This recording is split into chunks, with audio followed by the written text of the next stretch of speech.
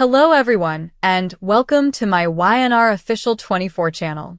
Jack Abbott gapes at the document in his pulsing hands, his breath shallow, his heart pounding so loudly he's sure Matt can hear it, because right there in black and white is the verity that shatters decades of secrets, falsehoods, and half-buried pain. Dina Murdron isn't just a ghost from their history, not just the complicated, fugitive woman who shaped Jack's life and also dissolved, but the one inarguable link that binds them together as blood, as sisters, as sons of the same mama. And in that instant everything changes, the air thick with unbelief as Matt's eyes widen and his tough surface cracks, his voice breaking when he whispers, "That's not possible." Indeed, as the verity surges through him like a tidal surge, recollections colliding, unanswered questions suddenly screaming for meaning, and Jack, generally so composed, so controlled, feels his knees weaken because all his life he allowed. He understood his family, his identity, his place in the Abbott heritage, yet now he realizes the story was no way complete, that Dina's shadow has been guiding him and Matt along resemblant paths that were fated to collide, and the room seems to spin as flashes of the once rush in. Dina's smile, her distance, her mysterious discoveries, the way she loved fiercely yet selfishly, the way she left scars without ever completely meaning to, and Matt steps forward, wrathfulness and heartache warring inside him, times of resentment boiling over as he demands answers, demanding to know why he was kept in the dark, why he was allowed to grow up feeling abandoned, feeling like a stranger, while Jack had a name, a fortune, a heritage, and Jack can slightly hold his aspect. Because guilt crashes over him, guilt for a pain he no way knew was, guilt for a family he no way knew he had, guilt for the mama who shaped them both in different, dangerous ways, and for a moment it feels like the verity might tear them piecemeal rather than bring them together, because secrets like this don't come still, they explode, they destroy, they rewrite everything, and the pressure between them is nearly unsupportable until Jack eventually breaks, his voice raw as he admits he didn't know, that he was prevaricated to too, that Dina kept pieces of herself hidden from everyone, indeed from him, and Matt's jaw tightens, his eyes glassy, because hearing Jack's pain doesn't abolish his own, but it softens it, cracks it open just enough for commodity differently to slip through, understanding, perhaps indeed empathy, and when Matt eventually speaks again, his voice is quieter, heavier. He confesses that all his life, he felt commodity missing, like there was a part of him he could no way reach, and now he knows why. Because his mama lived a double life, because his family stood right in front of him all this time without either of them knowing, and the consummation is ruinous and oddly assuring all it formerly, because as painful as the verity is, it's still the verity, and Jack takes a reluctant step closer, his eyes contending, not as an Abbott CEO, not as a rival or an adversary, but simply as a son who is lost and set up too important in one day, and he says the words that change everything. "We didn't choose this, but it's real, and we can't undo it." And Matt lets out a shaky breath, the fight draining from his shoulders, because no matter how important wrathfulness he carries, no matter how deep the injuries go, blood has a pull that can't be denied, and suddenly the walls he erected to survive begin to deteriorate, and when Jack reaches out, doubtful, conditional, Matt doesn't pull down, rather he closes the distance, and in that moment they clinch, an awkward, important grasp filled with times of loss, confusion, and craving, and grasp that speaks louder than any argument ever could, because in that clinch they're no longer non-natives, no longer adversaries shaped by secrets they didn't produce, but sisters bound by a mama who loved imperfectly and left chaos in her wake. And gashes soak Jack's eyes as he realizes that Dina, indeed in her absence, has just changed his life ever. Because while she caused so important pain, she also gave him commodity he no way knew he demanded, a family who understands the pang of her love and the damage of her choices better than anyone differently ever could, and Matt feels it too, the strange sense of belonging settling in his casket, the consummation that he's not alone presently, that the emptiness he carried wasn't excrescence in him but a missing piece that has eventually been set up, and as they pull back, still holding onto each other's arms like they might vanish if they let go. The weight of what comes next looms large, because this verity won't stay contained. It'll ripple through Genoa City, shaking the Abbott family to its core, forcing long, buried resentments and commitment into the light, and Jack knows the fallout will be massive. Questions about heritage, identity, and fidelity. Whispers about Dina's heritage, about what she took to her grave and what she left behind.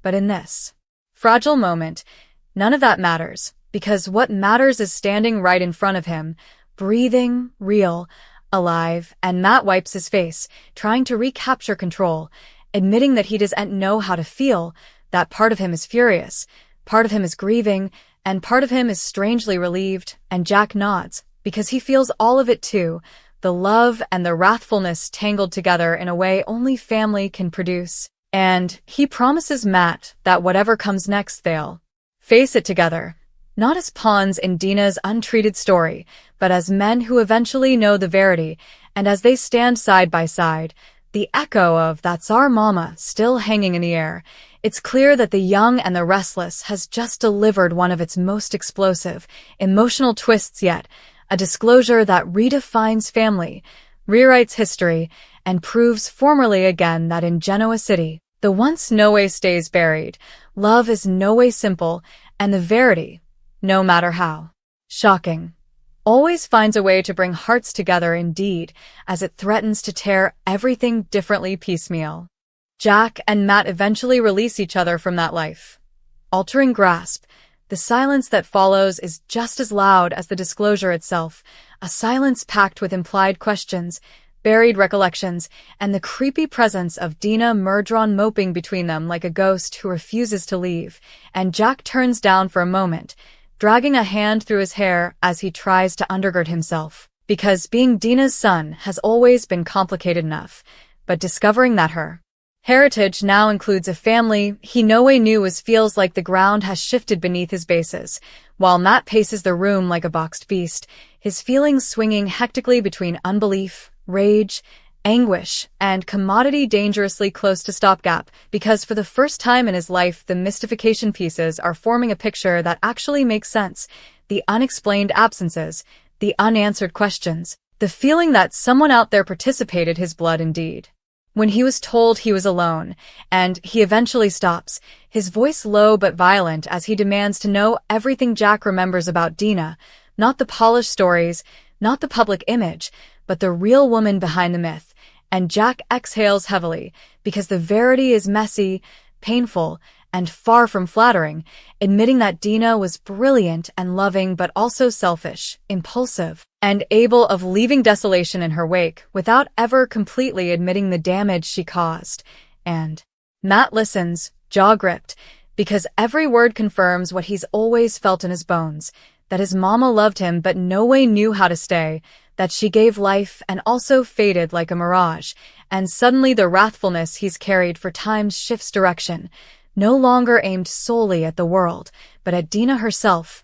And yet, indeed in that wrathfulness, there's craving, because no matter how defective she was still their mama, the woman who connected them long before they ever knew each other was, and Jack admits commodity he's infrequently said out loud, that indeed with all the pain she caused, he spent his life chasing her blessing, trying to prove he was good of being chosen, and Matt's expression softens again, because in that concession he recognizes his own story, his own endless need to count to a woman who is no way completely present, and that participated crack binds them tighter than blood ever could, creating an implied understanding that neither of them is ready to name but both of them feel deeply, and as the weight of the disclosure continues to sink by, practical realities start crashing into the emotional storm, because Jack knows Genoa City won't take this news still, not when the Abbott name is involved, not when Dina's history is dragged back into the limelight, and he warns Matt that people will question his motives, his intentions, his very actuality, and Matt lets out a bitter laugh, because being misdoubted is nothing new to him, but this time it hurts else, because now those dubieties will be wrapped in the language of family, of heritage, of power. And he makes it clear he's not then for plutocrat or status, that he didn't ask to be born into this chaos, And Jack believes him, because he sees the verity in Matt's eyes, sees a man who's spent his life surviving rather than colluding, and Jack makes an oath in that moment, still but forcefully, that he won't let the Abbott machine chew Matt over and spear him out just because the verity is inconvenient, and that pledge carries weight. Because when Jack Abbott commits to commodity, he commits completely, and Matt doesn't know whether to trust it yet, but for the first time he wants to, and also the discussion turns to Dina's secrets, to the question of how numerous further trueness might still be buried, because if she had a son, what differently did she hide, what other lives did she touch and leave before, and Jack admits that Dina always reinvented herself, always stayed one step ahead of the verity, and Matt wonders audibly if she ever planned for this moment. If some part of her knew that one day her sons would stand face to face and demand answers she could no longer give, and that study hangs heavy between them, because there's no battle, no check, no final explanation staying for them, only fractions they'll have to erect together on their own, and as the hours pass and the shock sluggishly transforms into commodity steadier, commodity further solid, Jack suggests they sit, really talk, not as rivals or non-natives, but as sisters trying to figure out what comes next, and they do, participating stories that lap in strange, heartbreaking ways, recollections of Dina's laugh, her unforeseen discoveries, the pledges she made and no way kept, the way she could make you feel like the center of her macrocosm one moment and abandon you the coming, and with every participated memory, the picture becomes clearer. And so does the verity that neither of them was ever enough for her to stay, and yet both of them were deeply loved in her own complicated, broken way, and that consummation is both comforting and ruinous because it means the pain was no way particular, but it also means it was ineluctable, and ultimately the discussion shifts again, this time toward the future, because knowing the verity is only the morning, and Jack knows that when this gets out, and it'll get out, nothing will ever be the same, alliances will shift, old injuries will renew, and the Abbott family will be forced to defy Dina's heritage in a way they no way anticipated, and Matt braces himself for the counter-reaction, for the whispers, for the allegations that he's an opportunist or a trouble, but Jack surprises him by saying he doesn't watch what anyone thinks, that family isn't defined by public opinion or legal documents alone, and for Matt, those words land harder than anything differently that day, because for the first time, someone is choosing him openly, without conditions, and the moment is intruded. When the reality of Genoa City intrudes phone calls, unanswered dispatches, the outside world pressing in, but neither of them is ready to face it yet, not without resting themselves in this new verity, and Jack admits that part of him is alarmed, because if Dina could keep a secret this big, what does that say about everything he allowed? He knew about the foundation his life was erected on, and Matt counters that perhaps this verity doesn't abolish who Jack is, but expands it, giving him a family he no way knew he was missing, and that perspective changes commodity in Jack, because for the first time since the disclosure, he smiles not a commercial smile, not a protective one, but a real, unguarded smile born of possibility rather than fear. And he tells Matt that whatever miscalculations Dina made, whatever damage she caused, she also gave them this moment, this chance to rewrite the story she left untreated, and Matt nods sluggishly, because he's mourning to see that too, and when they eventually stand again, ready to face whatever comes next, there's a subtle but inarguable shift in the air, because they're no longer standing alone, they're standing together, and as they walk out side by side, sisters united by a verity that could have destroyed them but rather brought them closer, it becomes clear that the young and the restless has just crossed a point of no return, delivering a twist that will echo through Genoa City for times to come, reconsidering fidelity, family, and identity, and proving formally again that the most important forces in the city aren't plutocrat or manipulation, but blood, verity, and the unbreakable bond formed when two men look at each other and eventually understand where they came from, who they are, and why their lives were always meant to cross. Because no matter how painful the history may be, the unborn, uncertain, complicated, and emotionally charged is eventually theirs to face together as sisters, sons of DINA, bound ever by a verity that changed everything. As they walk out of the room, the weight of what they found out is still really getting to them, and Jack cannot help but look at Matt, trying to see if his face shows that this is actually happening. That the disclosure is real, and they're not just imagining things because they are sad and wanting answers to questions that nobody has answered yet. Jack keeps looking at Matt, searching for something that says this is not something they wish was true, but something that is really true. The disclosure is still very heavy on their minds. They are trying to make sense of it all, and Jack is looking at Matt to see if he feels the same way about the disclosure. Matt walks a little further than he usually does. His jaw is tight. His hands are gripped at his sides. The shock is really starting to sink in. It is becoming a burden. Matt is feeling the weight of living with the truth. This truth could change every single relationship Matt and the people around him have ever had. The truth is a deal, and it is going to affect the relationships of Matt and the people he knows. The Abbott name carries power, influence, and wealth, but it also carries scrutiny, and now Matt has been thrown into the limelight by blood alone, by a mama who formerly abandoned him and now has intentionally rewritten his fortune. Jack breaks the silence. First, his voice is softer than it usually is. You can hear that he is being really honest. We have to figure out how to be sisters, without letting all the other stuff hurt us, he says. Matt looks at him with his eyebrows raised. He does not think this will work. All the other stuff, Matt says again, trying out the words to see how they sound. He wants to know what Jack means by sisters and all the other stuff. Jack says it like it is a problem, and Matt is not sure they can do it. He knows Jack is allowing about Genoa City, the Abbotts, their adversaries, the rumored gossip that will inescapably spread, and Matt can't help but laugh, a short, bitter sound. Genoa City doesn't get a vote, he says. We're the bones. Who decide how this works? Not them. And Jack can't help but smile at that, because Matt's defiance is familiar, a reflection of the intransigence Jack has carried his entire life. Yet it's also new, a spark of confidence that was there ahead. For the time, the sisters allow themselves to think about what this means when they are alone together rather than what it means for their position or their plans.